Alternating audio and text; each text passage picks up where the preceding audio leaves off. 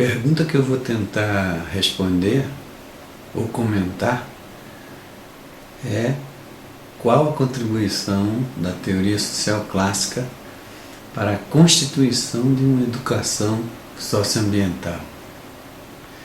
De maneira bem objetiva e direta, nenhuma. Se aceitarmos a definição de educação socioambiental como um convite a uma possível reconciliação entre o Homo sapiens e o ambiente biofísico, esta definição não tem lugar na teoria social clássica. Não há lugar para uma educação socioambiental na teoria social clássica por uma razão muito singela. A teoria social clássica constitui-se e se consolida a partir da ideia de progresso. Essa ideia de progresso passa a condicionar a questão central para a teoria social clássica, a saber, qual a origem da dependência das sociedades pré-modernas em relação ao ambiente biofísico. A pergunta traz embutida a suposição de que uma maior dependência da sociedade em relação ao ambiente biofísico implica menor nível de desenvolvimento, isto é, maior atraso. Seguindo esta linha de raciocínio, a sílaba tônica da teoria social clássica é a dissociação, não a reconciliação entre Homo sapiens e ambiente biofísico. Subjacente a esta sílaba tônica está a ideia herdada do empirismo de Bacon, assim como do racionalismo de Descartes, a ideia de que o Homo sapiens precisa, de forma imperativa, submeter o ambiente biofísico a seus desígnios e caprichos. Neste particular, a teoria social clássica pode ser apreendida não como uma explicação, entre aspas, científica da realidade social, mas igualmente como uma ideologia legitimadora do progresso. Neste contexto, balizado pela dissociação entre Homo sapiens e ambiente físico, a educação que irrompe como adequada é uma educação que tende a acentuar todas as lógicas de dissociação. Trata-se de uma educação que, se não declara de forma deliberada guerra contra o ambiente biofísico, também não enxerga como fundamental a continuidade da vida do próprio Homo sapiens. Tal como a teoria social clássica, a educação não ambiental tende a reforçar processos e lógicas de dissociação entre Homo sapiens e ambiente biofísico. Trata-se de uma explicação que não reconhece como fundante a relação de interdependência do Homo sapiens e o ambiente biofísico. Bom, e a teoria social contemporânea? Qual sua possível contribuição para uma educação socioambiental? O espaço para uma educação socioambiental é instituído à medida que a ideia de reconciliação entre Homo sapiens e ambiente biofísico ganha força. Diferentemente da teoria social clássica, parece que irrompe uma outra questão de fundo. Qual a origem das causas da degradação ambiental ou socioambiental? Para enfrentar esta questão, é imperativo enfrentar criticamente a noção de progresso, vez que, no interior de todos os processos de degradação, estão embutidas as lógicas e práticas orientadas e legitimadas pela ideologia do progresso.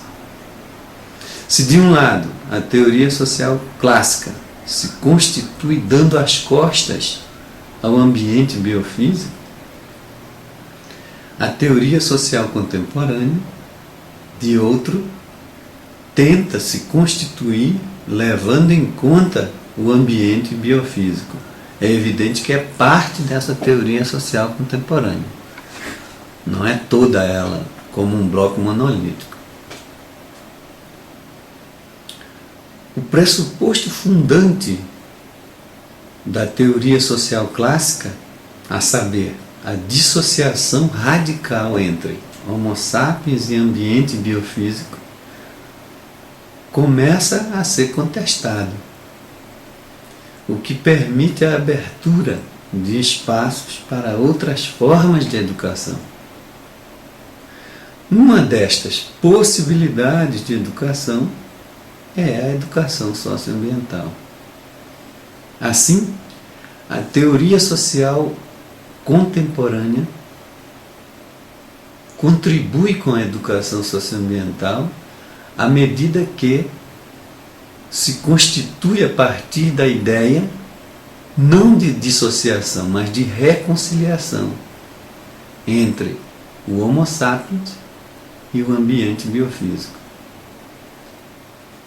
Alguns exemplos que parecem tornar visíveis essa tendência a uma maior reconciliação podem ser encontrados em práticas pedagógicas, como a pedagogia da alternância. Temos bons exemplos na região metropolitana de Curitiba, em São Mateus do Sul.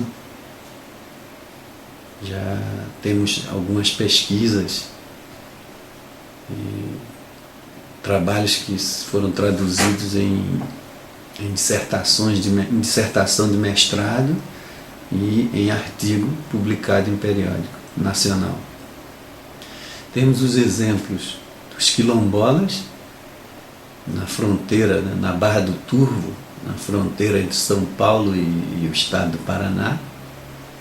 Também tivemos a oportunidade de acompanhar pesquisas que se traduziram em dissertações e monografias, tratando das práticas agroflorestais vinculadas a práticas ancestrais dos quilombolas. Na literatura internacional é possível localizar esse tipo de reconciliação entre Homo sapiens e ambiente biofísico em trabalhos como Ecologismo dos Pobres, de Juan Martínez Alier, um pesquisador espanhol, e de outro pesquisador indiano, o Ramachandra Gua, na Índia. Desenvolve muitos trabalhos em seu país de origem. Além desses, o trabalho mais conhecido, que é o trabalho de Boaventura de Sousa Santos, centrados na ideia de epistemologias do Sul. E ele deixa claro que essa redefinição de hemisférios norte e sul é uma definição que tem um acento na dimensão sociológica, mais sociológica do que geográfica ou geopolítica. Essas, portanto, são algumas experiências que permitem pensar uma educação socioambiental, pois todas essas experiências parecem que se orientam pelo pressuposto da reconciliação entre o Homo sapiens e o ambiente biofísico.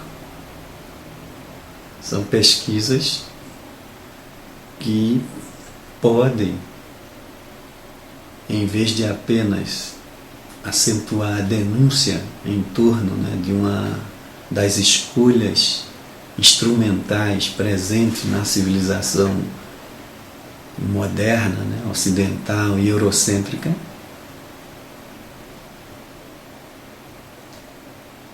servem para, ao invés de só denunciar, elas parecem que apontam para o anúncio de outras possibilidades, não só de compreender o mundo, mas de se relacionar com